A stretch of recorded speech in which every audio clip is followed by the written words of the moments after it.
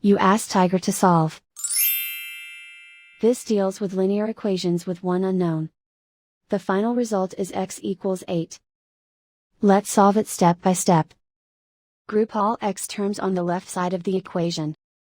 Subtract 5x from both sides. Group like terms.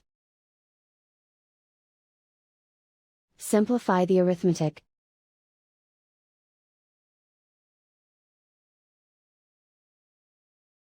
Group all constants on the right side of the equation. Subtract 48 from both sides. Simplify the arithmetic.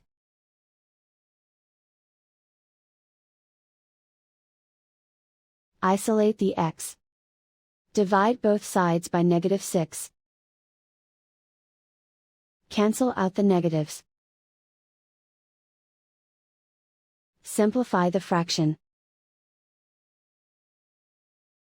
Cancel out the negatives.